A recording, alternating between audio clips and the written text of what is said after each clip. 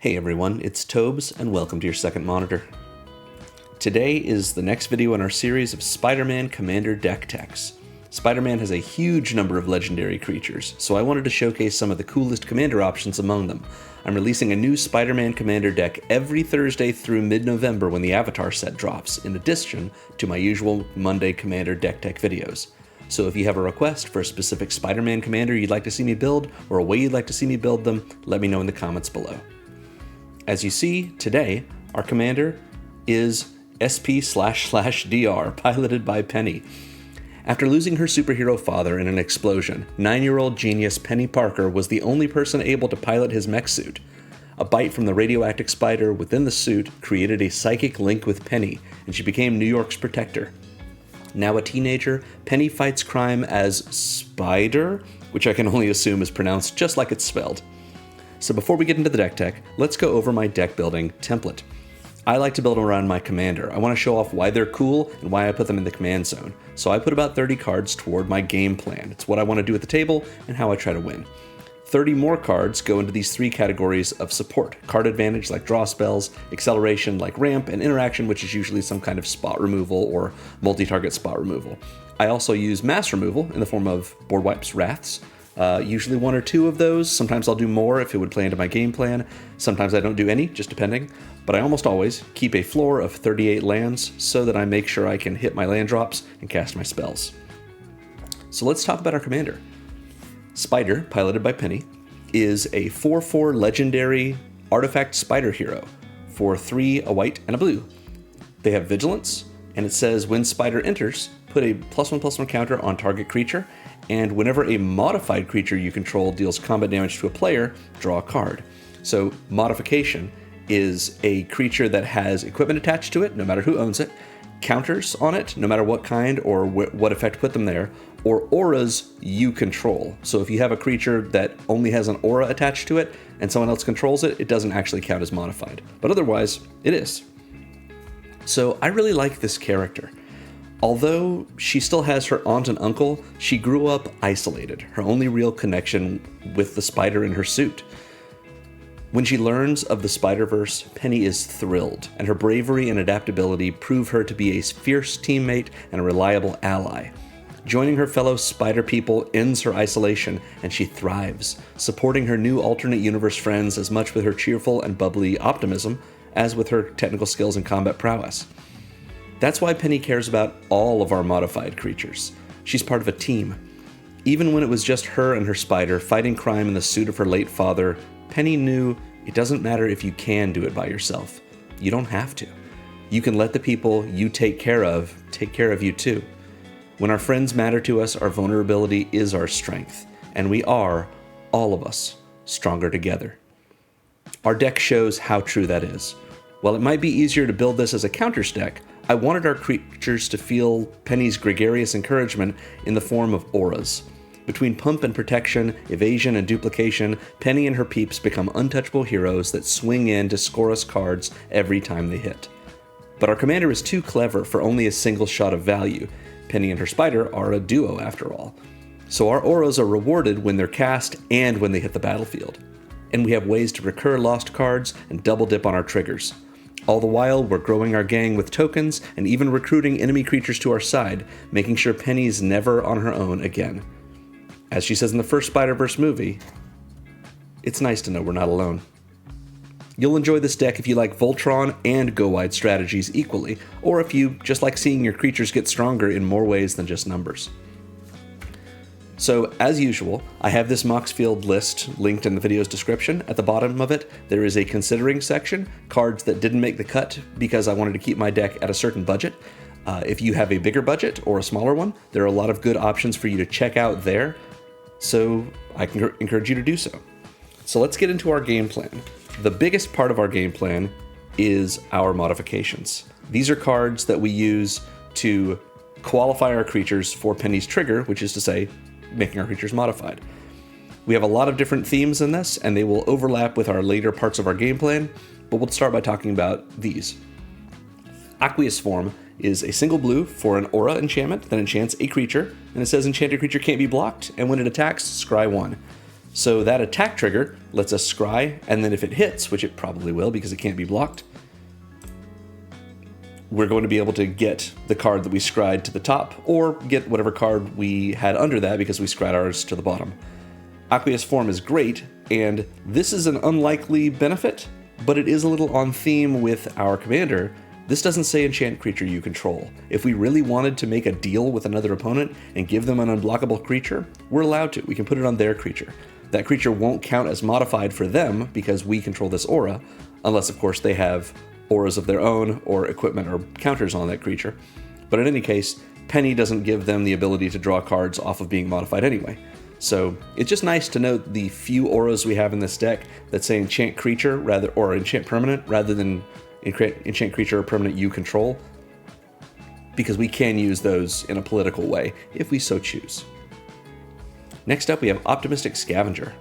This is 1 white mana for a 1/1 human scout with Eerie. Eerie is like Constellation, but a little bit better. But in this deck, we don't have any rooms in the present form, so it's the same as Constellation, which is just to say, whenever an enchantment enters, or if you fully unlock a room, you put a +1/+1 counter on target creature. So this is one of the couple of cards we have in the deck that does put counters on our creatures, which will modify them.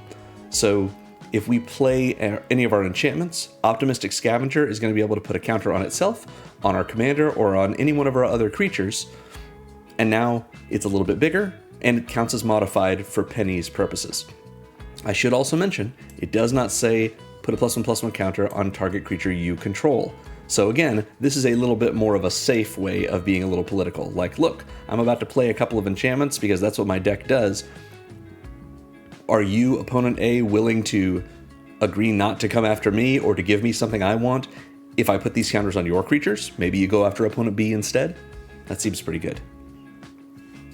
Next we have Triton Wavebreaker. Triton Wavebreaker is a 1/1 enchantment creature. It's a merfolk wizard for a single blue that has Bestow. And I want to mention really quick, we have 25 auras in our deck. As you can see, we're running 36 enchantments, 25 of them have the aura subtype. So that's a little less than the 30 we want for our game plan, but the reason for that is because we have 5 creatures with Bestow. Bestow means, for 1 and a blue, if we want, we can pay this alternative casting cost, and when Triton Wavebreaker goes on the stack, it is an aura with enchant creature rather than a creature itself. So we cast it as an aura, it enchants one of our other creatures, and when that creature dies or otherwise leaves the battlefield, Triton Wavebreaker will fall off and become a creature of its own again. So I just want to mention the Bestow creatures because that rounds out our modifications, as well as the fact that we have 1 card that can copy our modifying auras, and 1 card that makes aura tokens. So we're actually at 32 when it comes to auras in the deck. But all that aside, Triton Wavebreaker can be a 1/1 Merfolk Wizard for 1, or it can be an aura for 1 and a blue. As long as it's a creature, it has prowess, and if it's an aura, enchanted creature has +1/+1 and prowess. Prowess is great in this deck because we have so many non-creature spells. We're actually only running 20 creature spells, and that includes our commander. The reason we have so few is because we have a lot of tokens generation in this deck, so Peni can have as many friends as she needs. But in any case, Triton Wavebreaker is going to be triggering off of our many non-creature spells, making our enchanted creature or itself bigger until end of turn. We next have Wingspan Stride. For a single blue, from Tarkir Dragonstorm, we get an aura that enchants a creature. Again, it doesn't have to be ours. And it says enchanted creature gets +1/+1 and has flying, and if we want, we can pay 2 and a blue and return it to our hand. This is great because we have a couple of things tagged, which you'll see later, as double dipping. If we have triggers like Constellation or Eerie, Optimistic Scavenger cares about our enchantments entering. So if we play Wingspan Stride, make our commander, let's say, have +1/+1 and flying, swing in and hit, and then after combat, we can bounce this aura and replay it, which will re-trigger Optimistic Scavenger. So our rebuys, or double dipping as I've called it, Wingspan Stride is a good example of that. And for just 1 mana, +1/+1 and flying is just fine. We love Evasion in a deck like this. Next up, we have Wizard class. Interestingly, it's not an aura, it's a class enchantment. What that means is it costs 1 blue, and when it comes in, it has this first ability: you have no maximum hand size. At sorcery speed, we can pay the next level's cost, 2 and a blue, to level it up to level 2. And once it's level 2, again at sorcery speed, we can pay 4 and a blue to level it up to level 3. Whenever it levels up, it gains the next ability as well as the ones that it previously had. But what does it do? Wizard class from the start gives us no maximum hand size. Pretty okay, a little bit of a spellbook for just 1 mana, especially if we are swinging in with a lot of creatures that are all modified and drawing us a bunch of cards. We don't want to have to throw away our good cards. At second level, we just draw 2 cards. That's all it does at level 2, which, if you know anything about Dungeons & Dragons, what this means is this wizard has specialized as a diviner, because 3 mana draw 2 cards is divination. And then finally, this is why it's in the modification section. For 4 and a blue, whenever we draw a card, we put a +1/+1 counter on a creature we control. Another instance of counters in this. It's pretty minimal, even though we've already seen a couple of them compared to the auras, but it's a good way to spread counters around and modify our creatures. I should also mention that Peni comes in and puts a counter on something, which might be herself, and that also modifies a creature. Next up, we have Ether Tunnel. Ether Tunnel is 1 and a blue for an aura that enchants a creature. Again, it doesn't have to be ours, but it probably will be. Enchanted creature gets +1/+0 and can't be blocked. Just immediate unblockability and a little bit extra power if we maybe put it on Peni and we want to get in with some commander damage. Very nice. Similar to Aqueous Form, a little bit maybe not as good. I don't know. These are both unblockable. Ether Tunnel costs twice as much, but it's only 1 more mana. Gives a point of power. I think it's really just very good redundancy, so we might as well have both. Next up is All That Glitters from Throne of Eldraine, my favorite set. For 1 and a white, we have an aura that enchants a creature and says enchanted creature gets +1/+1 for each artifact and or enchantment you control. So this is one of our best synergy pieces. 2 mana, and it makes Peni or whatever creature we want to modify with this just enormous. We're going to have so many enchantments in play. We even have some enchantment tokens that might come in to enhance our 36 count of enchantments. Yeah, this also counts enchantment creatures, and it counts our artifacts, of which we're running 9. So that's, 45, 46 total things we can have? 46 in counting those tokens? 45 at least. Anyway, All That Glitters, it also counts itself.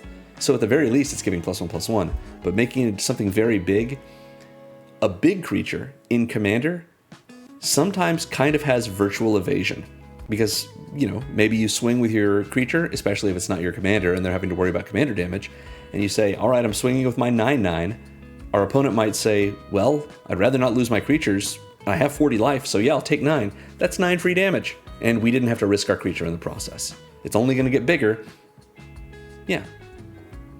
Next, we have Arcanum Wings from Future Sight. What a cool card. I know it looks weird for those of you who haven't seen the Future Sight frame before, but all it is the casting cost is right here, but we know it's 1 and a blue.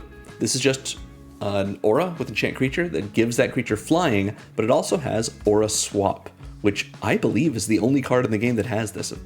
Aura Swap means for 2 and a blue, we can exchange this aura with an aura in our hand. What that means is this has to be activated while it's on the battlefield. We can't do it the other way around.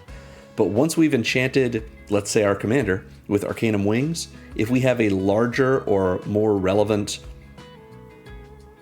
aura in our hand, we can pay 2 and a blue to put Arcanum Wings back in our hand and put a different aura in our hand back on the onto the battlefield attached to our commander or whatever creature Arcanum Wings was attached to. This is really sweet because you can say, I'm going to have Arcanum Wings on my creature, attack with them. You don't have any flying blockers? All right, after declaration of blockers, but before damage, I'm going to aura swap into something else that gives me a bigger benefit for hitting you. And then maybe post-combat, you pay the 1 and a blue again, put Arcanum Wings back on that creature or a different one. In any case, it's going to keep the creature modified. It's going to give you a chance to surprise your opponent with something. Maybe you put something protective on them as a surprise to, give your creature hexproof perhaps, and make it so that they can't their interactive spell goes to the graveyard. But also, like I mentioned before, with Wingspan Stride, Arcanum Wings is a great way to get to double dip on your triggers.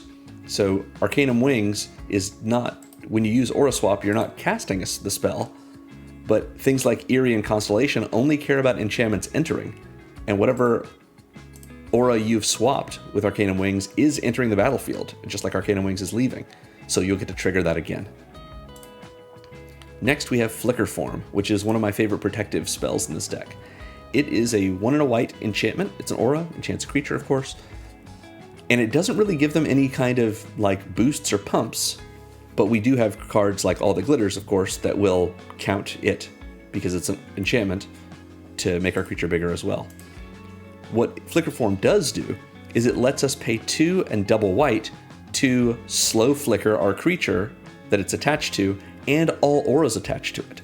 The way that works is we exile the creature and all auras attached to it, and at the beginning of the next end step, we bring the creature back to the battlefield under its owner's control, and we get all the other cards that we exiled, which is to say every aura attached to it, back to the battlefield under their opponent's control, or I'm sorry, their owner's control, and again attached to that creature. So a long way of just saying if Flicker Form and let's say Wingspan Stride are both attached to our commander, we can at any time at instant speed pay 2 and double white and exile all 3 of those cards. And at the next end step, our commander will come back, as will Flicker Form and Wingspan Stride, and both of those will be attached to our commander again. So yeah, Flicker Form, just a good way to protect our commander and to really, as well, rebuy our enters triggers. This is a great way for us to double dip as well. So, Flitterstep Eidolon is next. Flitterstep Eidolon is 1 and a blue for a 1/1 enchantment creature, enchantment creature spirit. So this is an enchantment, just like I mentioned before. Enchantment creatures will trigger our Eerie or Constellation spells. So yeah, we're going to be able to get something good out of that if we were to just play this just as a creature. It still is an enchantment, so it comes back and it will be our enchantment trigger. But it also has Bestow, as I mentioned before with the prior enchantment creature.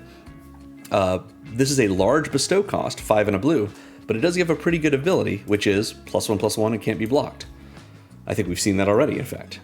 +1/+1 and flying, or +1/+0 and can't be blocked, kind of similar. Either way, Flitterstep Eidolon is great to play as a 2-mana 1/1 unblockable, because we can just ensure that we're going to get some kind of modification on that. Maybe we get this out before Peni comes in and we put that 1/1 counter from Peni on it. Now it's attacking as a 2/2 unblockable. It seems great. And it's going to give us that card draw from Peni every time it hits. Or if it's later in the game and we really want to protect one of our creatures from being able to be blocked, we can bestow this onto it. Pretty nice. Alright, Glyph Elemental is next. It's another bestow creature. For 1 and a white, Glyph Elemental says it's a 2/2 enchantment creature, elemental of course, but it also has bestow for the same cost. Unlike most bestow creatures, Glyph Elemental doesn't give our enchanted creature a bonus to power and toughness equal to its own power and toughness, but what it does have is landfall. Whenever land enters, we put a 1/1 counter on the Glyph Elemental, and the enchanted creature gets +1/+1 for each 1/1 counter on Glyph Elemental when it's an aura. So we play the Elemental either as an enchantment attached to one of our creatures, or as an enchantment creature, just on its own. Then we play a land, and whatever version of situation we've created, that land is going to give +1/+1 to our creature. What's especially nice about this is that while Glyph Elemental is attached as an aura to one of our creatures, that creature is modified as far as Peni cares. It's not, that creature doesn't get counters on it, the Glyph Elemental does. Which means if that creature were to die or otherwise be removed, Glyph Elemental will fall off and be a 2/2 creature that has those counters on it still. So Glyph Elemental is also modified. Yeah, just remember, the enchanted creature is not getting +1/+1 counters when land hits the battlefield. Only Glyph Elemental is. It's just that Glyph Elemental is conferring that bonus that its counters are giving it to the creature it's enchanting. We have Light Paws, Emperor's Voice next. This card was a terror in Neon Dynasty Standard and on Brawl for a little while when Neon Dynasty came out. So Light Paws, Emperor's Voice is a 2/2 legendary Fox Advisor with one ability. When an aura we control enters, if we cast it, we can search our library for another aura with mana value equal to or less than that aura, as long as it has a different name than each other aura we control. And we put that new aura onto the battlefield attached to Light Paws, then shuffle. All that to say, if we cast a 3-mana aura while Light Paws is on the battlefield, it doesn't matter what it's targeting or about to enchant, we get to tutor for a different aura that's at least, or that's at most 3 mana value, and then just put it on the battlefield attached to Light Paws. We are not casting the second one, but we are getting to have our Constellation or Eerie trigger happen when that does. This only triggers on the first aura entering, but it only triggers if we cast it. So I think I may have just said that it happens when we cast it, but that's not the case. It happens when it enters, but only if we cast it. In any case, we get it to enter. This is like a Constellation trigger of itself, because it cares about an aura entering, but just not any enchantment, and it does care about whether or not we cast it. In any case, Light Paws modifies themselves and gets huge. Pretty scary. Next we have Nyxborn Unicorn, which always makes me think of a Red Hot Chili Peppers sort of Nyxborn Unicorn. Anyway, for 1 and a white, we get a 2/2 enchantment creature Unicorn with Bestow for 3 and a white. So as usual, we know how this works. It comes in, it will trigger any Constellation or Eerie, whether it comes in as a creature or bestowed as an aura. It has Mentor, which means when it attacks, we get to put a 1/1 counter on another attacking creature that has less power than Nyxborn Unicorn. And if it is an aura, the enchanted creature gets +2/+2 and has Mentor. So another great way for us to throw modifications onto our creatures in the form of these counters. And we do it with an aura, or at least an enchantment creature. So, yeah. Next, we have a card that it has a red ring around it because at time of recording, the Spider-Man set isn't out yet. But it will be, and it will be legal when that happens. This is a card from the Spider-Man set, Spectacular Tactics. It's 1 and a white for an instant that says choose one. Either put a +1/+1 counter on target creature you control and it gains hexproof until end of turn, or destroy target creature with power 4 or greater. So this is one of our good removal spells. Gets rid of something big and tough and strong, and clearly like the lizard. But this also modifies a creature of ours and protects it in the process. Puts a counter on it, gives it hexproof until end of turn. Seems pretty good. Next we have Spectral Steel from Kaldheim. 1 and a white for an enchantment aura, that of course enchants a creature, and gives them just +2/+2. That's all it is. We have it here because not only is +2/+2 for 2 mana fine, but also for 1 and a white, while this is in the graveyard, we can exile it from the graveyard, in addition to that 1 and a white, to bring an aura or an equipment back from our graveyard to our hand. So this is another way for us to rebuy something, to double dip. That kind of recursion is pretty nice, especially because it can hit anything. So if we've, it's not a bad idea to play this deck where we're loading all of our auras onto Peni, even though it's really intended for us to load auras onto all of our creatures to sort of spread them out. But if we have, somebody is able to destroy our commander when they've got a whole lot of auras on them, or maybe someone plays a board wipe and we lose a lot of auras, Spectral Steel in the graveyard lets us get to put one of our best ones back into our hand. Next we have Spellbook Vendor. I love this card. Spellbook Vendor, so cool, from Wilds of Eldraine, and this is the source of a, I guess, infinite number of additional auras and therefore modifications, simply because we can make a kind of an unlimited number of tokens and each one can get this. Anyway, Spellbook Vendor is a 2/2 Vigilant Human Peasant for 1 and a white that says at the beginning of combat you may pay 1 generic mana. When you do, create a Sorcerer role token attached to target creature you control. So a role token is an aura. The sorcerer role gives the enchanted creature +1/+1, and whenever this creature attacks, scry 1. So it's that nice same effect that Aqueous Form has. Yeah.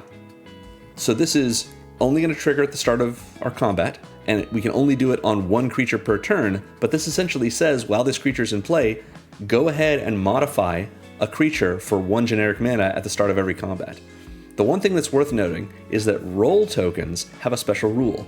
No creature can be enchanted by more than 1 role at the same time.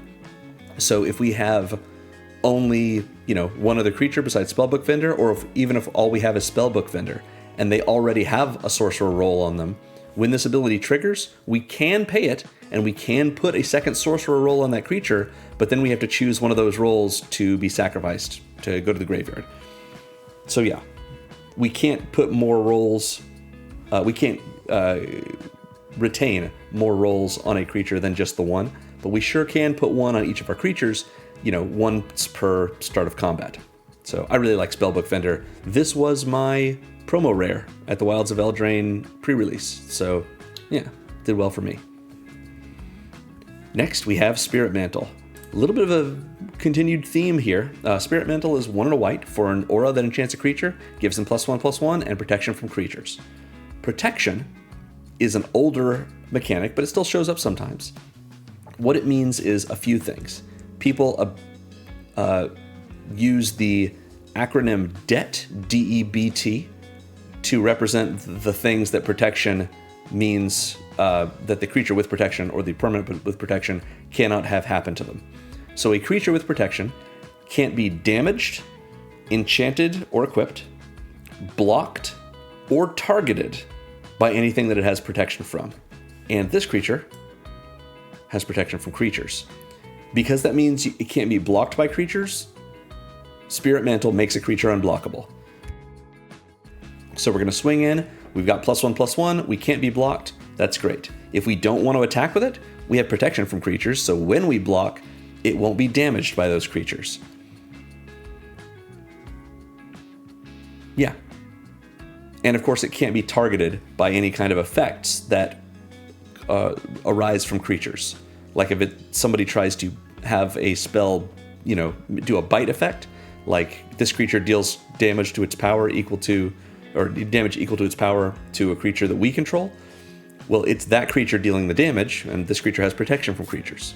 The only non-bow here that's worth noting is that this has protection from creatures, so this can't be equipped or enchanted by creatures. Actually, this is not a non-bow. I'm lying to you. I just want to bring it up just in case it would come up at your table. If you bestow a creature onto another creature that has protection from creatures, it doesn't immediately fall off, or it's not prevented from doing that. Even though this says protection from creatures, and protection prevents it from being enchanted, if you bestow an enchantment creature, it is not a creature when it is enchanting another creature. Creatures can't be attached to other creatures. It's just not permitted. I know you're thinking about Reconfigure. Reconfigure is kind of similar to Bestow. While a card is attached, it doesn't matter that at any other time it would be a creature. While it is attached, it is not a creature. So protection from creatures will not prevent you from casting Nyxborn Unicorn or any other Bestow creature with its Bestow cost, even on the stack.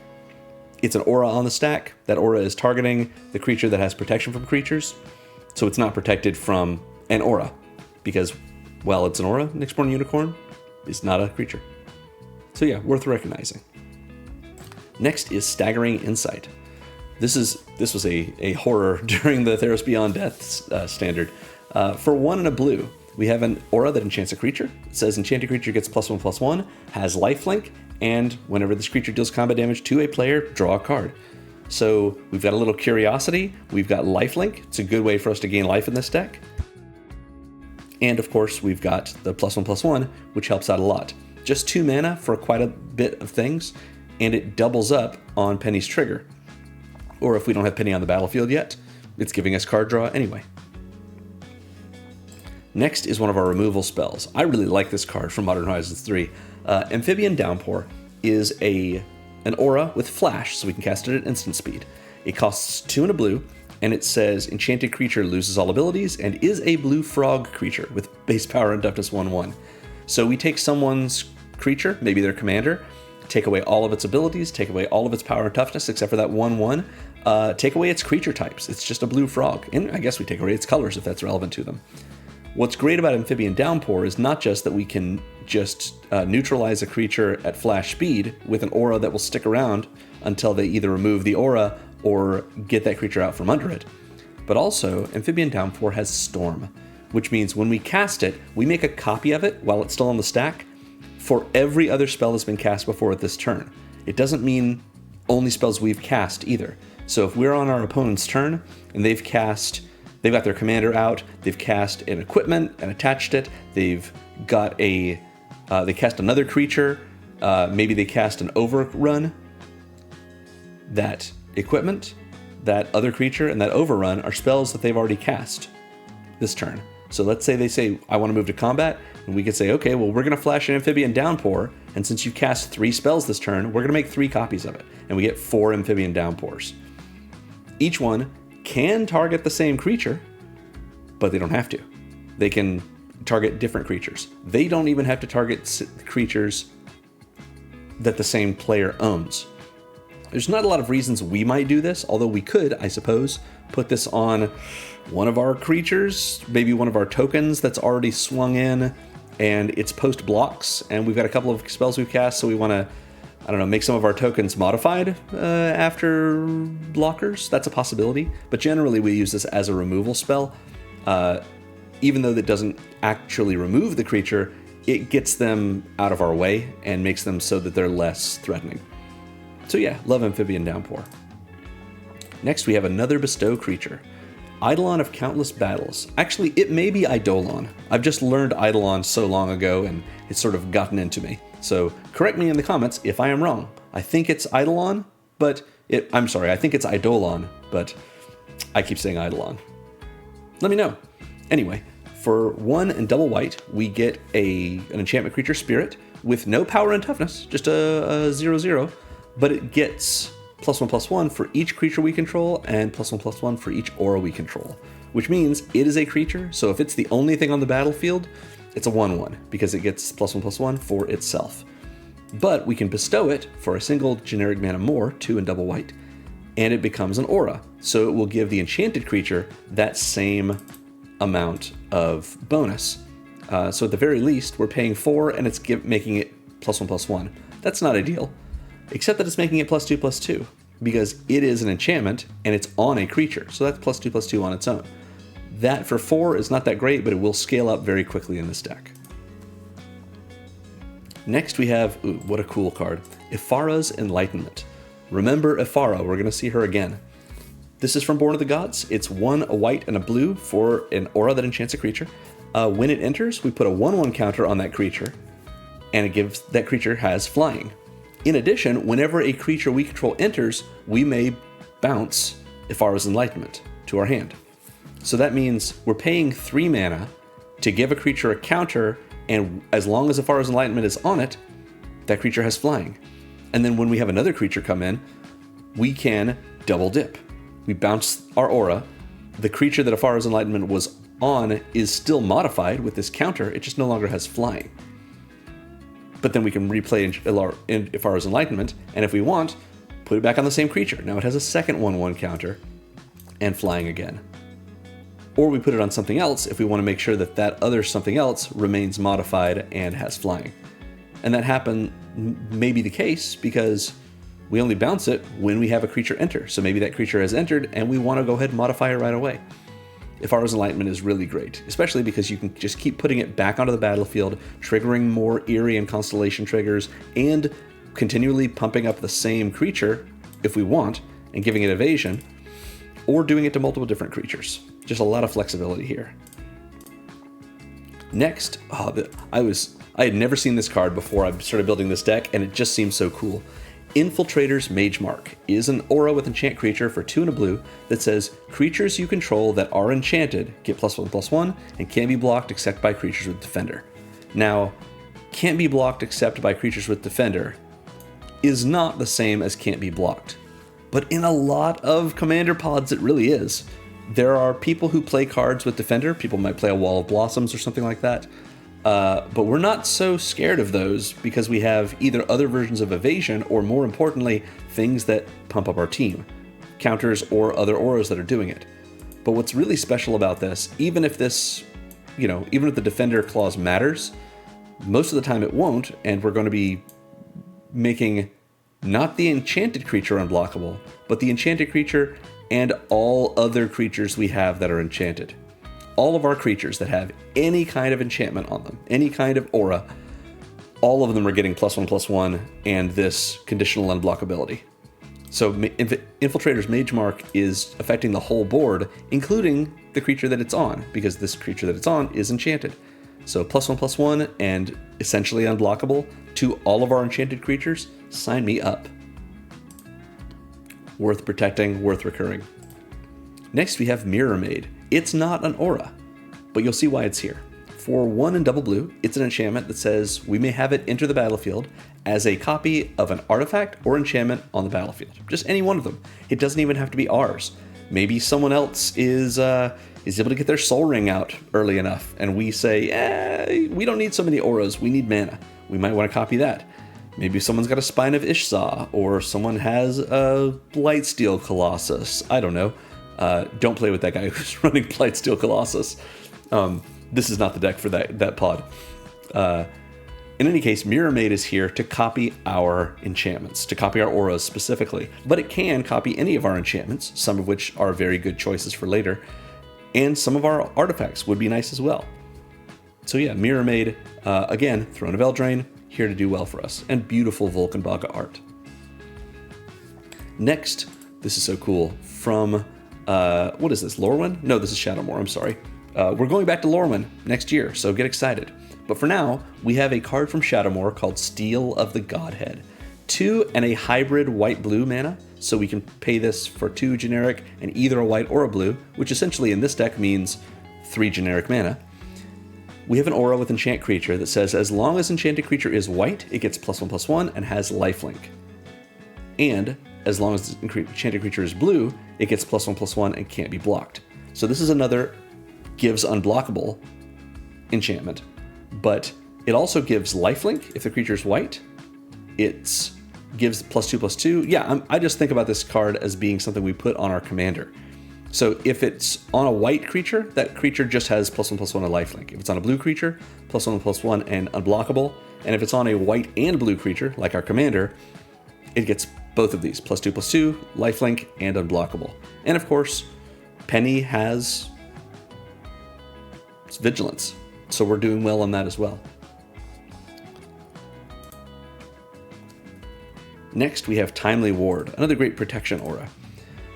2 and a white for an aura with Enchant Creature, just gives that creature indestructible. That gets around quite a lot. Most removal we see, even board wipes, are destroy effects rather than exile. So Timely Ward is great, but in addition, if it targets our commander, we can cast it as though it has flash. So we're able to have Peni survive and become indestructible, and is modified if we chose not to put her counter that she comes with on herself. Timely Ward, great, useful one for that. Unquestioned Authority is just another one of these that gives Enchanted Creature protection from creatures. It's 2 and a white for an aura with Enchant Creature, but it also draws us a card when it comes in. We don't have to wait until we hit to draw that card. It replaces itself right away. And again, protection from creatures means our Enchanted Creature is not going to be able to be damaged by them, targeted by them, blocked by them, and so forth. Next, we have Felidar Retreat. This is another non-aura enchantment. For 3 and a white, we get an enchantment that just has landfall. When land comes in, we can either make a 2/2 white cat beast, or put a +1/+1 counter on all of our creatures, and they get vigilance until end of turn. So this is in this category to modify our creature, our board really. But it also makes us tokens. Sometimes we don't need extra modifications. Sometimes the counters wouldn't help us. We just need to go wider because we have great auras in our hand that we want to put on other things. Cat beasts are really helpful. The counters are also really helpful. Holy Mantle, is another one of these protection from creature auras. 2 in double white. It's a little expensive from Gatecrash. It's an aura with enchant creature, gives that creature +2/+2 and protection from creatures. So again, unblockable, a little bit of extra damage. We might be winning with commander damage sometimes in this deck, and so Holy Mantle can do a good job with Peni in that way. Next we have, oh man, I love Sage's Reverie, and the next card as well. Sage's Reverie is 3 and a white for an aura with enchant creature. When this aura enters, draw a card for each aura you control that's attached to a creature. So that's probably going to be at least 1 card, because Sage's Reverie is in play. The only way it wouldn't be is if, let's say, Sage's Reverie comes in, it's the only aura we control, and when the trigger goes on the stack, our opponent either removes the creature it's attached to or removes Sage's Reverie. The ability will trigger and we wouldn't get any cards. But in all likelihood, we're going to draw at least a few cards off of this. And in addition, Enchanted Creature gets +1/+1 for each aura we control that's attached to a creature. So lots of bonuses and hopefully some good card draw. I want to make mention as well that this does not say each aura you control that's attached to a creature you control. So we have debuffs like Amphibian Downpour. If we've got an Amphibian Downpour and 2 copies, that's 3 cards that are auras that we control that are attached to creatures. Doesn't mean creatures we control. So yeah, we get to draw extra cards off of that, and it will pump up the creature enchanted by Sage's Reverie for each of those auras. Next, Songbird's Blessing. Songbird's Blessing seems expensive, but it just becomes so powerful and so much fun every time. For 3 and a white, we get an aura with enchant creature that says whenever enchanted creature attacks, reveal cards from the top of your library until you reveal an aura. You may put that card onto the battlefield. If you don't, put it in your hand and put the rest on the bottom in a random order. So cascade into the next aura you find. It doesn't matter what it costs. And if you don't want to put it onto the battlefield, you can put it in your hand. It doesn't say it has to go onto the battlefield attached to the same creature that Songbird's Blessing enchants either. So this lets us attack with 2 creatures, one of which has Songbird's Blessing on it. Maybe the second creature isn't modified at all. When the Songbird's Blessing ability resolves, that creature will be modified because we put whatever aura that we found onto the battlefield attached to that creature. Yeah, unless I guess we really want to stack it up on the 1. But yeah, Songbird's Blessing, just free card advantage in the form of getting our auras out, which is what we're looking for anyway. The one thing I do want to mention is this does not let us find a bestow creature, because that bestow creature is an enchantment creature. It does not have the subtype aura. The same is true, I guess I should mention, for Light Paws. Light Paws says search your library for an aura card. Bestow creatures are not auras. They are enchantment creatures with whatever creature type they have. So worth noting. Next we have Tempest Technique from the Tarkir Dragonstorm Commander product.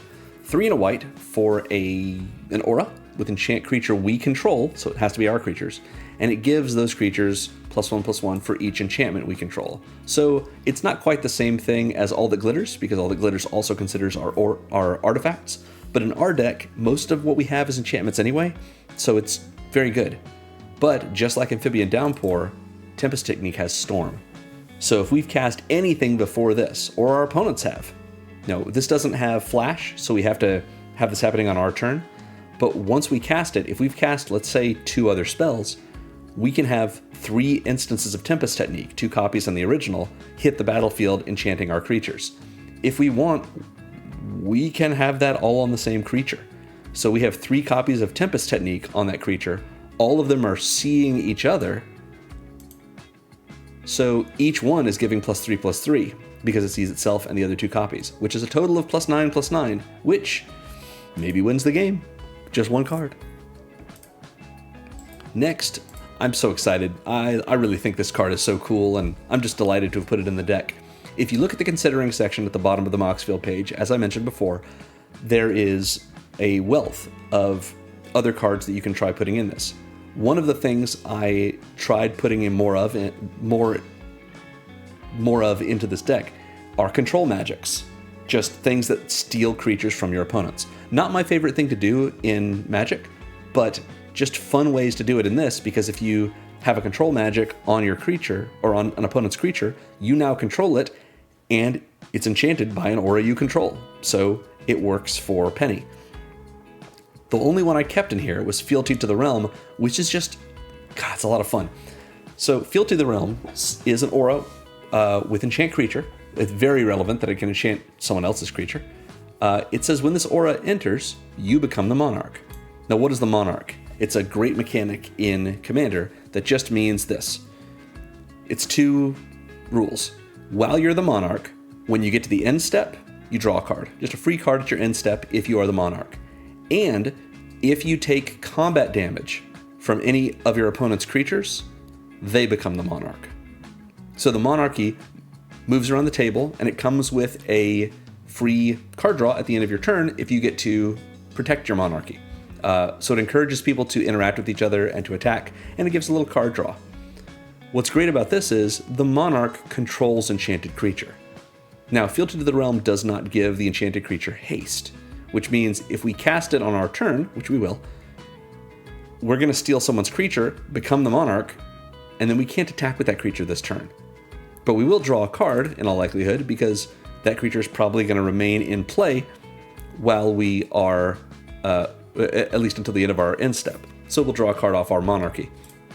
But then, if somebody takes the monarch from us, they will also take that creature. And that creature cannot attack us and attacks each combat if able. The you here is not the creature's controller, it's Fealty to the Realm's controller. So this 4 and a blue enchantment means we are protected from whatever creature we put this on, whether it's ours or someone else's. We won't be attacked by it, and we know it's going to be attacking because it has to attack each combat if able. Now, that means if somebody else attacks us and takes the monarchy from us, they will take that creature as well, and then that creature is just on their board. They can't use it that turn anyway because they've already passed through their combat phase, but even if they had an extra combat phase, that creature is summoning sick. So it can't, because they didn't control it since their upkeep, since their untap step. Which means it will sit there until their next turn, and the monarchy can be taken from them, and then that creature moves to someone else. Maybe we take it from them, or from whoever has it, and we get this creature back. In any case, whenever this creature does get to attack, it's not going to attack us, and it's going to attack someone. So we can do a lot of fun things with Fealty to the Realm. I think this card is really fun. Just imagine having this enchantment on someone's commander. Let's say someone is playing like a Galta or something like that. A 12/12 trample that can't attack us, has to attack each combat, it's still doing commander damage. So someone might die just from that. And if they do, if they owned that creature, can you die to your own commander damage? Look it up. It's worth thinking about. But in any case, we've got a lot of fun happening here, and who knows? We're not going to get killed by that creature because it can't attack us. But it is worth recognizing that if we do lose the game while Fealty to the Realm is enchanting a different creature, Fealty to the Realm will leave the battlefield, and that creature will revert to its owner's control. So yeah. Next up, we have Octopus Umbra. This is a really fun one. 3 and double blue for an aura with enchant creature that says enchanted creature has base power and toughness 8/8. This is not a bonus to its power and toughness. This overwrites its power and toughness. And it has, whenever this creature attacks, you may tap target creature with power 8 or less. So this is a little bit of evasion in a way. It makes it so someone else's creature is getting tapped down. It does not necessarily mean we have to tap down a creature owned by controlled by the player that we are attacking. We can attack opponent A and tap down a creature owned by opponent B, as long as it has power 8 or less. We can even make deals with this. We're going to have to attack, but we're attacking anyway. We have an 8/8. Of course we're going to attack. And we can say, look, opponent A, I'm coming at you because you've got a 1/1 blocker. Or if you just let me hit, you don't have to let me hit with my 8/8. You can let me hit with one of my other creatures. Chump block me, chump block my 8/8, let my commander or whatever other creature we have hit you so I can draw cards, and I will tap down something of opponent B's so that when we pass the turn to you, you can attack opponent B and you don't have to worry about their huge blocker or their death toucher or whatever. Or we might say, look, opponent C, opponent A is coming at you. What will you give me so I tell opponent A the deal is you have to tap down something from opponent B. Or we can just tap something that we want to tap. We don't have to ask our opponents. But in any case, any chance to do some politicking, I think makes the game more fun.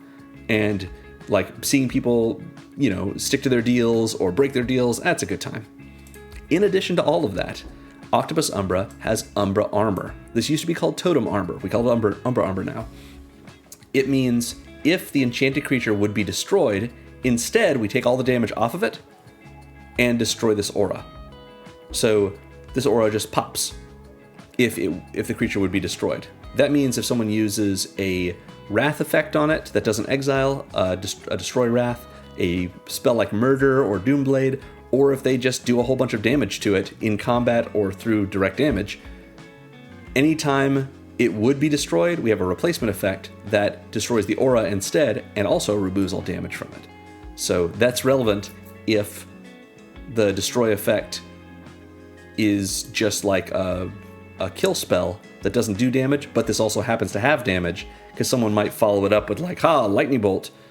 Or maybe our creature has toughness 8, but it's taken 5 damage, and its actual printed toughness is 3. Umbra Armor pops because of a murder effect, and that creature would die because it has 5 damage marked on it and only toughness 3, but it does remove all damage. I just want to make it clear that there are some interactions here that are worth remembering when it comes to the removing damage from the Umbra Armor. Last of all, we have Ondu Spirit Dancer. This is in this category for the same reason that Mirror Maid is. This is one of our most powerful cards in the deck. 4 and a white for a core cleric that says whenever an enchantment you control enters, you may create a token that's a copy of it. Do this only once each turn.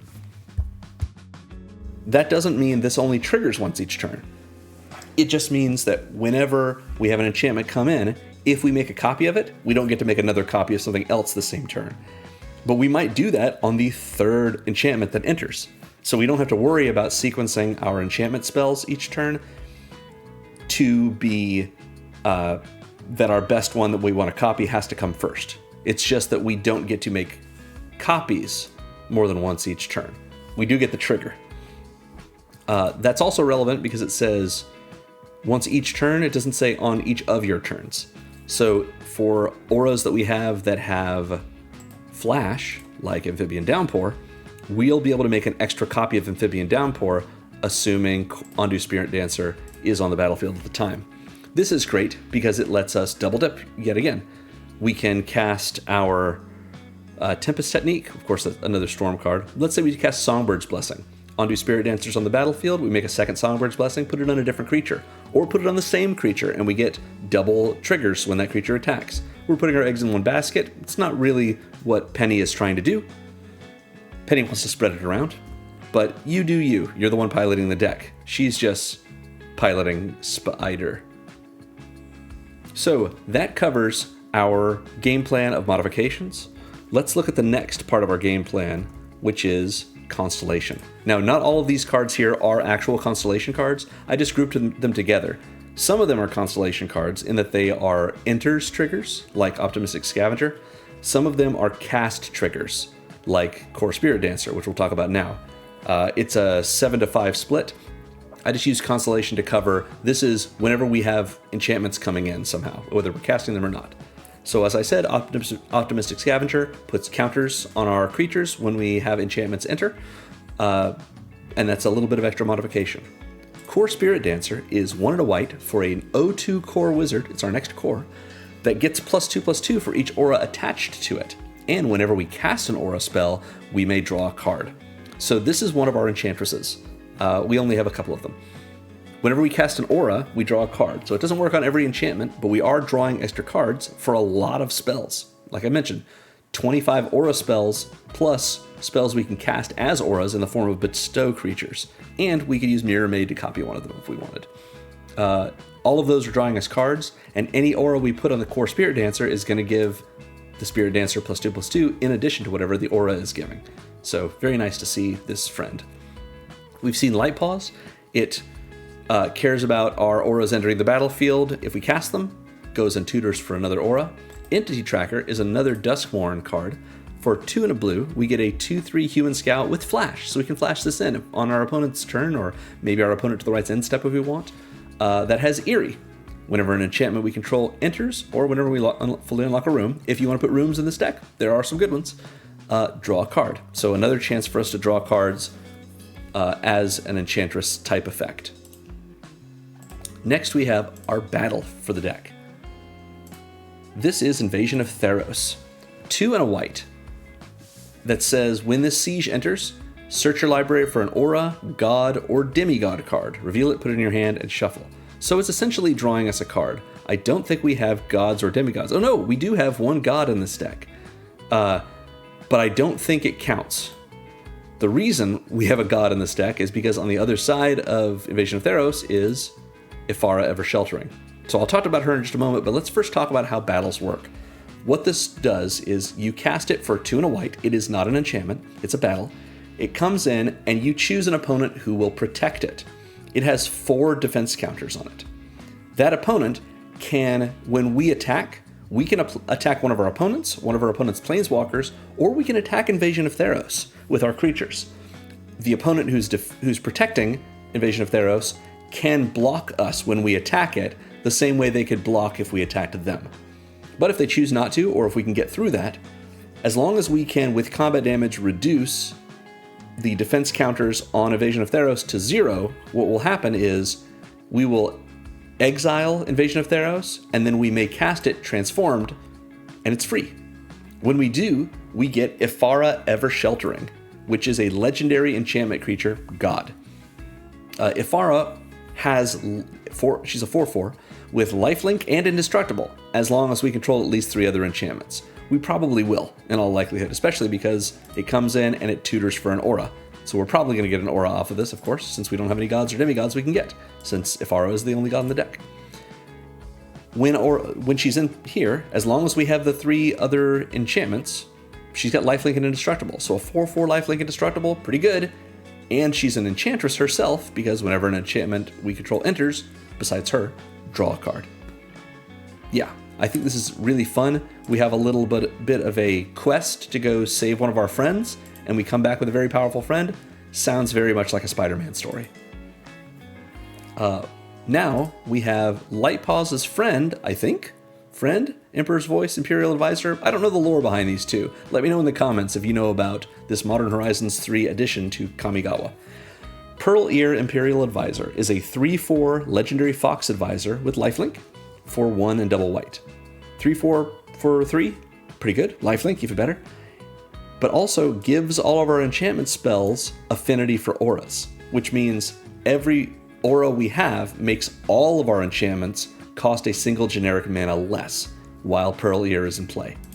And whenever we cast an aura that targets one of our modified permanents, we draw a card. So this is a cast trigger, and it has to target a permanent we control that's already modified. So it already has an aura on it. Maybe it has a counter or equipment. I don't think we have any equipment left in this deck. Probably not. No, it doesn't look like. But yeah, Pearl Ear is going to let us draw cards when we cast auras that target our modified permanents. But more importantly, or maybe as importantly, Pearl Ear gives all of our enchantments affinity for auras. So we're going to be able to power them out a lot faster and a lot more, which is great because every time we cast one for so much cheaper, we're drawing a card and maybe getting another one and being able to keep doing it. Next up, another Therosian card. This is Samilla, Meletian Poet. Samilla, who I hope I'm getting their name right. This is one of the Jumpstart 25, the Foundation Jumpstart cards, is a legendary human bard, love a bard, that says whenever you cast your first enchantment spell each turn, create a 2/2 white nymph enchantment creature token. So I first want to mention, if you're trying to put this deck together, This token has not been printed. This does not exist. Jumpstart cards make tokens, but they don't print tokens into Jumpstart packs. So maybe one day, if Samilla comes back, we'll be able to see this token show up in a different set. For now, you're just going to have to use an Infinite token or something else. But that's fine, because when you cast your first enchantment spell each turn, you make an enchantment creature. It's a 2/2, which is fine, but it also triggers our other things with Constellation. Like Samilla has us cast, or if we cast an enchantment, we're going to get an enchantment creature into play. That enchantment creature is going to hit the battlefield, trigger our entity tracker or our optimistic scavenger. Then the enchantment we cast is going to hit the battlefield, trigger the entity tracker or the optimistic scavenger again. So we're getting to double up on those triggers just a touch, in addition to getting a 2/2 nymph. And at the beginning of each combat, if we control 5 or more enchantments, Samilla gets +4/+4 and lifelink until end of turn. So a 5/5 lifelink, as long as we have enough enchantments, that seems pretty great to me. In a similar way, we have Archon of Sun's Grace, 2 and double white for a 3/4 flying lifelinking Archon. We have a few Archons in this deck that has lifelink. I mentioned lifelink already, I guess. It also gives all Pegasus creatures we control lifelink, which is notable because it has Constellation. Whenever an enchantment we control enters, make a 2/2 flying Pegasus. So that Pegasus, those Pegasi, yeah, those guys, will have lifelink as long as Archon of Sun's Grace is in play. So we've got more lifelink, more tokens. These ones are even evasive. We want more tokens though, and here are some great ones. Hallowed Haunting is 2 and double white, the same as our Archon of Sun's Grace, for an enchantment. It says, as long as we control 7 or more enchantments, our creatures have flying and vigilance. So all of our creatures are evasive, all of our creatures are vigilant. We just have to have enough enchantments to do it, and Hallowed Haunting counts itself, of course, in that number. But even more important, I have noticed, whenever we cast an enchantment spell, create a white spirit creature token with this token's power and toughness are each equal to the number of spirits you control. So every time we cast an enchantment, we get a spirit cleric, and it makes all of those spirit clerics bigger and bigger and bigger. But it doesn't only track spirit clerics, it tracks spirits, of which we also have 3 others. Ghostly Dancers, which we're about to talk about, is one of them. So all of these spirit clerics are going to get bigger based on the number of spirits we have, which is not just them, so we get to supplement that even more. And as we're building up our enchantments, eventually these spirit clerics are going to have flying and vigilance, and there's probably going to be quite a few of them. So let's talk about Ghostly Dancers. This is a 2/5 spirit with flying for 3 and double white. When it enters, we get to either return an enchantment card from our graveyard to our hand, or we unlock a locked door of a room we control. Again, we don't have any extra rooms in this deck, but if you want to put one in, this would be a great way to unlock the more expensive side of it. As it stands, this is just good recursion. We get to get an enchantment that we've lost from our graveyard back to our hand and rebuy it. It also has Eerie. Whenever an enchantment comes in, or if we unlock a room, we get a 3/1 spirit creature token with flying. So this is even more spirits that we're making to pump up those spirit clerics from Hallowed Haunting. But even without that, Ghostly Dancers is terrific. We have our enchantments come in, and we make 3/1 flying spirits. They're already evasive, so as long as we have a way to modify them, Peni is going to make it so that when we hit our opponents with them, we'll draw cards. And of course, we get an enchantment to make that happen, assuming we have one in the graveyard as soon as Ghostly Dancers enters. And it's a 2/5 flyer on its own. Seems great. We've seen the Yondu Spirit Dancer, how it cares about our enchantments entering. And now we have Sigil of the Empty Throne, another token maker and a classic in Enchantress decks.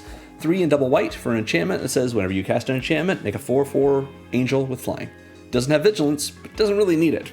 Every time we play one of our enchantments, which maybe we're playing for crazy cheap with Pearl Ear, we get an angel to go with it. So we're just making more and more bodies we can modify so that we can draw more cards, so that we can slam in or block and protect ourselves. Yeah, Sigil of the Empty Throne is expensive and worth it. So we've talked about our Constellation. We've mentioned a little bit of double dipping. let's go into what they actually do. We have seen all of these cards already, so let's cover what they are and why they help us double dip. Like I mentioned before, Wingspan Stride can bounce itself to its hand, to our hand, so we can cast it again, trigger all that lovely Constellation. Arcanum Wings can Aura Swap, which doesn't just put a different aura onto the battlefield under our control, enchanting the same creature that the Arcanum Wings was enchanting, which will trigger Constellation, but then we can replay Arcanum Wings to trigger Constellation. Ifara's Enlightenment, of course, when our creatures enter, we can bounce in Ifara's Enlightenment, recast it, trigger more Constellation.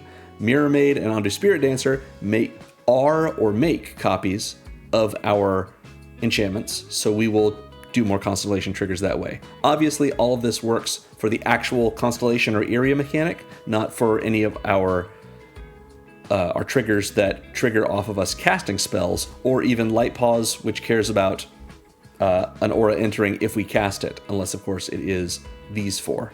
Ondu Spirit Dancer making a copy of an aura will not trigger Light Pause with the copy. Finally, as our first section of our game plan, we're going to talk about our cards that give evasion, because we really want to be able to get in. Since our creatures are not really huge, even though a couple of them can get that way, we want to be able to make sure we can do our combat damage, because that's how our commander triggers for us drawing cards. So, Aqueous Form makes a creature unblockable. Wingspan Stride gives it flying. Aether Tunnel, unblockable. Arcanum Wings, flying. Flitterstep Eidolon is unblockable and can make whatever we bestowed it on unblockable. Spirit Mantle gives protection from creatures, which is to say, unblockable. Ifara's Enlightenment is more flying. Infiltrator's Mage Mark gives all of our enchanted creatures can't be blocked except by creatures with Defender, which is mostly unblockable. Steel of the Godhead makes the enchanted creature unblockable if it's blue. Unquestioned Authority, just straight up protection from creatures again. Hallowed Haunting, once we have 7 or more enchantments, all of our creatures get Vigilance and Flying. Holy Mantle, another protection from creatures. And Octopus Umbra taps creatures down when the enchanted creature attacks, which may give...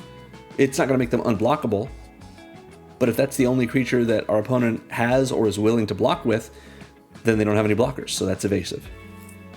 So, we've got our game plan. It's time to start talking about our support sections. We're going to start with our card advantage, which I, as always, use the word draw to just shorthand that this is card advantage. It doesn't mean that this is all draw spells or spells that draw us cards. In this deck, it isn't, but it's pretty close. In any case, we've seen a lot of these. Wizard class at level 2 will draw us 2 cards. Core Spirit Dancer, whenever we cast an aura spell, we draw a card. Light Pause, when an aura enters, if we cast it, we get to tutor for another aura onto the battlefield. Staggering Insight draws us cards when the enchanted creature does combat damage to a player. Entity Tracker is an enchantress, draws us cards when we cast an enchantment. Invasion of Theros will tutor us up an aura. Lauren of the Third Path we have yet to see. For 2 and a white, this is a 2/1 legendary human artificer with vigilance, so not terrible to enchant. And when Lauren enters, destroy up to 1 target artifact or enchantment. This is a great piece of removal for us. It's a Reclamation Sage. But also, we can tap Lauren, once of course she no longer has Summoning Sickness, to make us and an opponent draw a card. So that's either the opponent who's going to take the least advantage of it, or the opponent we want to make a deal with and say, hey look, you want some card draw? I'm going to get some too, but I don't have to give it to you. What will you give me? Will you leave me alone? A little bit of politicking is always fun, and Lauren gives us a way to do it repeatedly and make a nice alliance. Next up, we have Pearl Ear. Of course, we've already seen Pearl Ear. When we cast aura spells that target modified permanents we control, we draw a card. Unquestioned Authority enters and draws us a card. Sage's Reverie enters and draws us cards for each aura we control that are attached to creatures. Now we have the Sad Robot. Solemn Simulacrum is 4 generic mana for an artifact creature golem. It's a 2/2. When it enters, we Rampant Growth. We can search our library for a basic, put that card into the battlefield tapped, and shuffle. Pretty good. And when it dies, we can draw a card. So we get a little bit of a kickback for having lost our robot friend. Songbird's Blessing, of course. When the enchanted creature attacks, we get to essentially cascade into an aura. That's card advantage. Fealty to the Realm is card advantage because when we cast it, we gain control of a creature, and we become the Monarch, and then we basically just go to our end step, and we're still going to be the Monarch. So we'll draw a card right there. And of course, Undo Spirit Dancer doesn't give us cards, but it does copy so many of our enchantments that is card advantage. Next, we are going to go to our acceleration section, which I just shorthand as ramp, just to make it quick.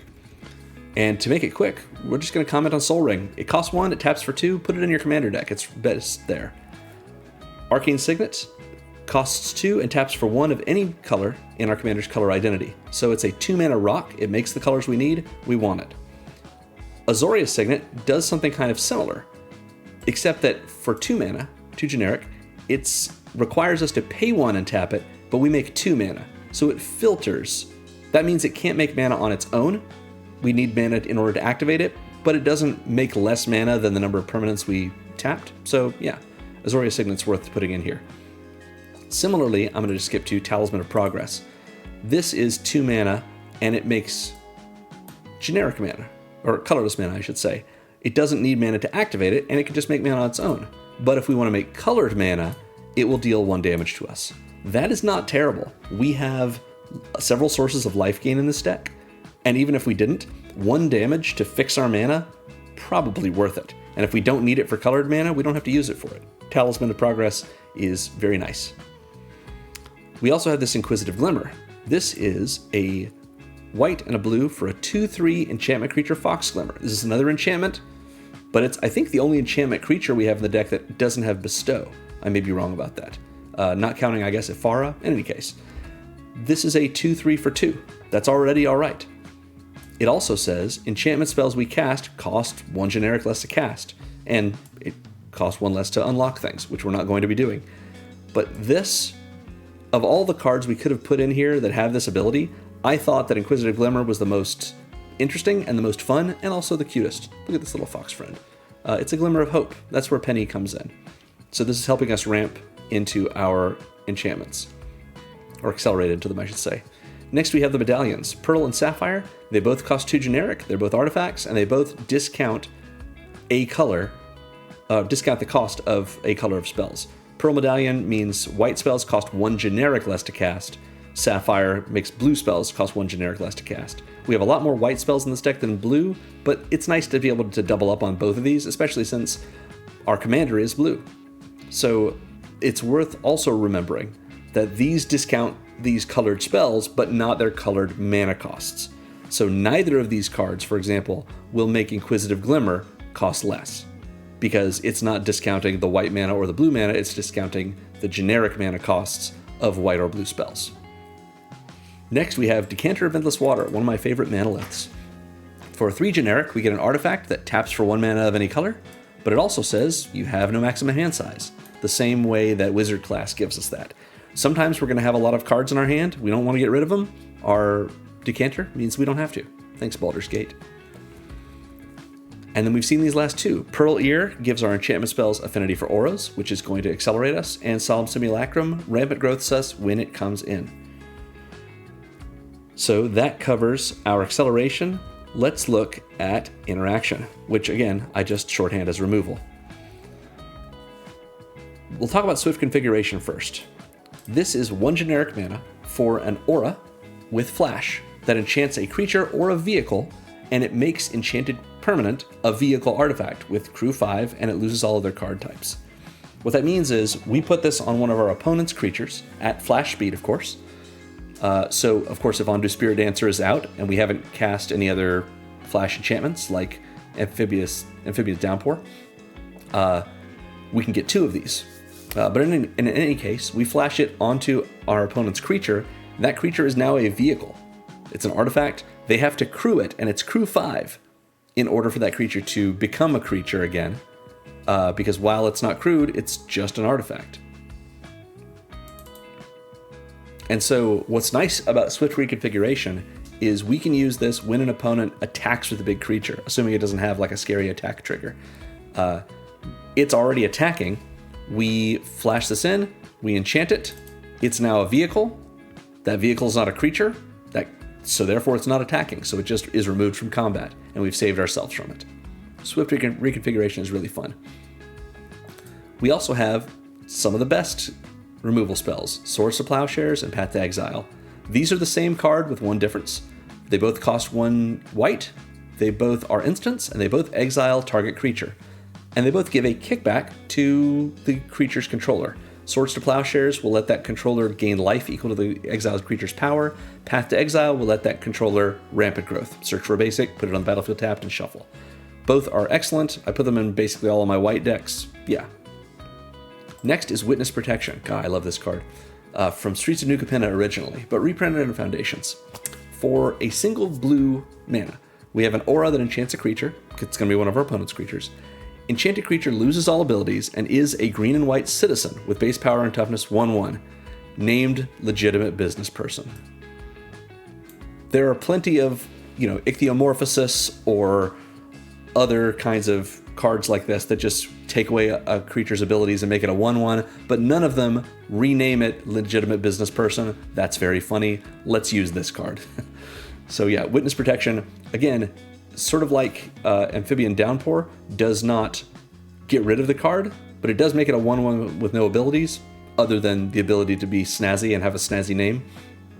So it gets rid of things as far as we're concerned. Next we have Ossification. It's an aura, but it doesn't enchant a creature. It enchants a basic land we control for 1 and a white. When it enters, we exile target creature or planeswalker an opponent controls until this aura leaves the battlefield. So it's an O-ring. It's a banishing light. If whatever one of those effects that you think of, it's that. Just gets rid of something until someone gets rid of it. But they're going to need enchantment removal or land removal, I suppose, if they really want to get rid of it. So this is less of a chance of a 2-for-1 than many of our creature enchantments. We've seen Spectacular Tactics, how it can remove a creature with power 4 or greater by destroying it. We've seen Amphibian Downpour and how it does the Witness Protection thing, but with at flash speed and with Storm. Imprisoned in the Moon. For 2 and a blue, we have an aura that enchants a creature, land, or planeswalker. So this is another thing that can get rid of a planeswalker. It says Enchanted Permanent is a colorless land with tap to add colorless mana and loses all other card types and abilities. So this is a little more expensive than Witness Protection, but it can hit lands, it can hit planeswalkers, and it just makes them into a land, so it doesn't make them into a creature that can still block. Imprisoned in the Moon is really cool.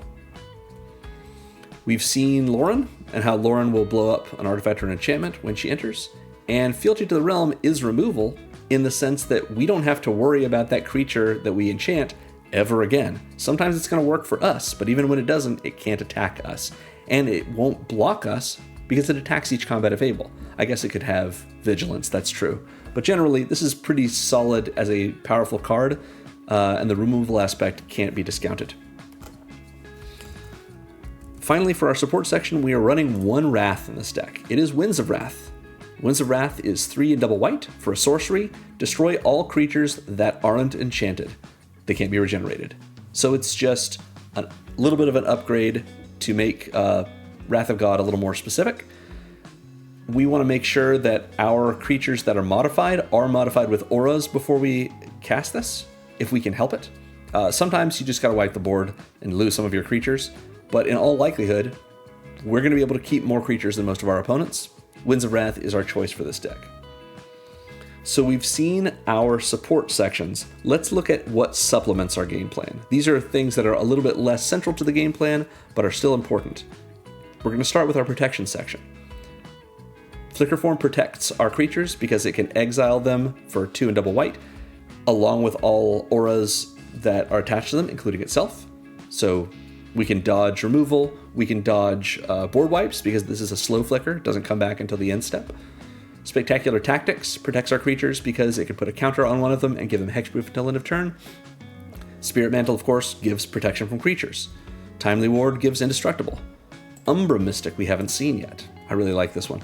For 2 and a white, we have a 2/2 Human Wizard that says auras attached to permanents you control have Umbra Armor. We already saw Umbra Armor once on Octopus Umbra. This means that all of our auras have the effect that if a permanent we control would be destroyed, we destroy the aura attached to it instead and remove all damage from it. Now that will blow up our auras, but that's okay. It's better than losing our creature. we can still use it for other things. Unquestioned Authority, again, gives protection from creatures, as does Holy Mantle. Fealty to the Realm protects us from this creature, because it's not going to be coming at us. And of course, Octopus Umbra, again, gives Umbra Armor. That covers our protection. Let's look at our recursion. We've seen these already, but it's important to see that these will bring things back for us. Spectral Steel can get us one of our auras back from the graveyard. Ghostly Dancers will do the same thing, but with any enchantment once it enters. Next is our synergy section. These are cards that count our enchantments in play and care about them. All the Glitters, of course, counts our artifacts and enchantments and gives that bonus to the enchanted creature.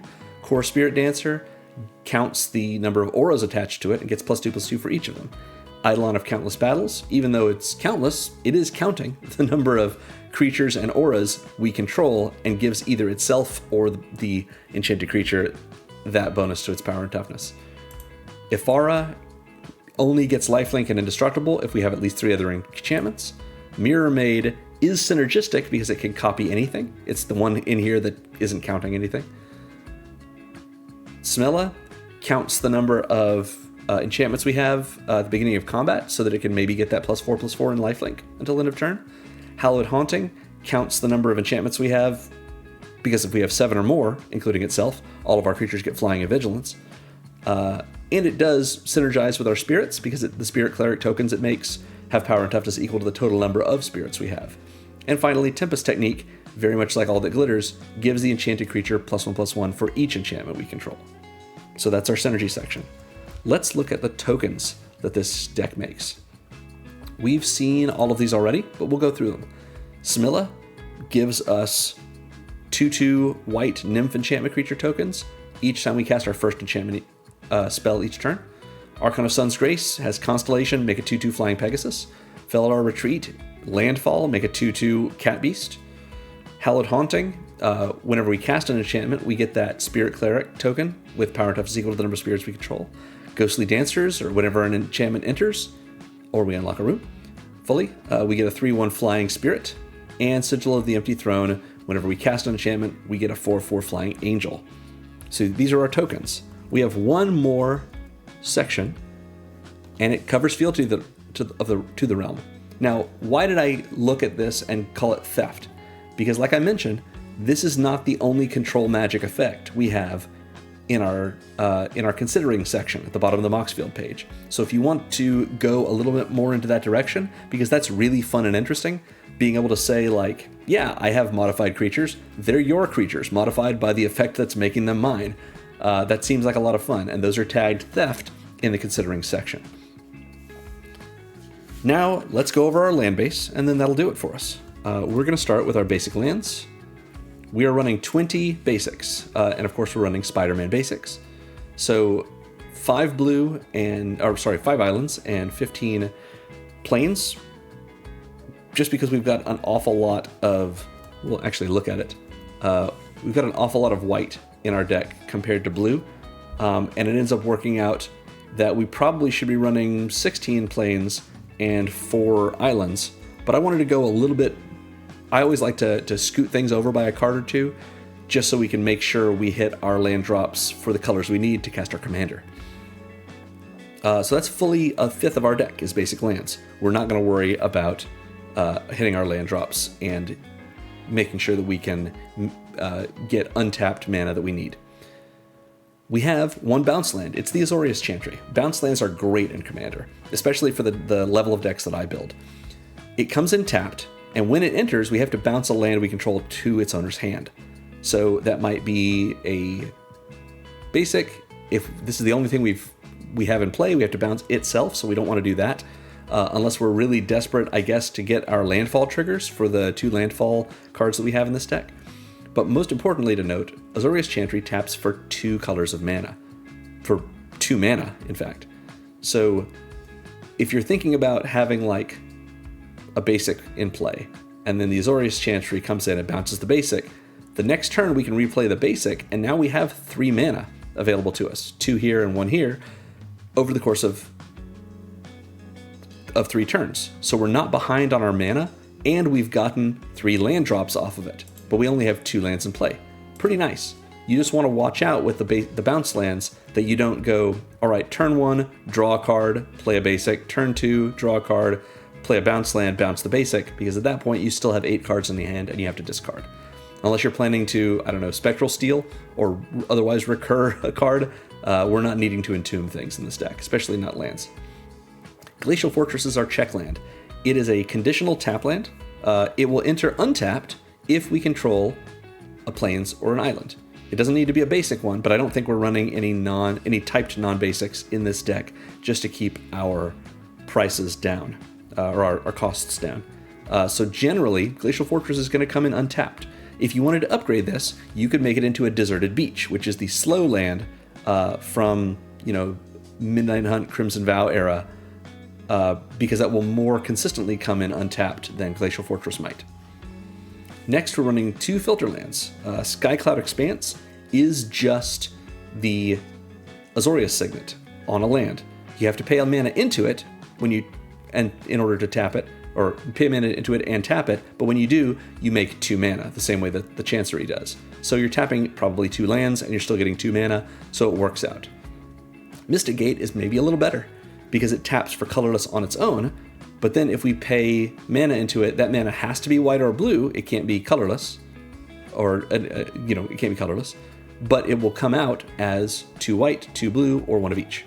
So not a strict upgrade to Skycloud Expanse, just because you have to pay colored mana into it, but generally better. These filter lands are pretty good. We could always upgrade these to a more traditional dual land, like Hallowed Fountain, the shock land. Now we've got 6 fixing lands. Obviously, we're a more than 1 color deck, so we're running Command Tower because it's just Arcane Signet as a land. Taps for 1 mana of any color in our commander's color identity. I know those of you who are older players are probably thinking, how dare you call it Arcane Signet? Arcane Signet is newer. It's the same effect, and we've already talked about Arcane Signet. Path of Ancestry is a tapped command tower, so probably worth bringing in. In addition, when we use the mana that it produces to cast a creature spell that shares a creature type with our commander, we scry 1. We only have 1 spider and 1 hero in this deck, and they are both our commander.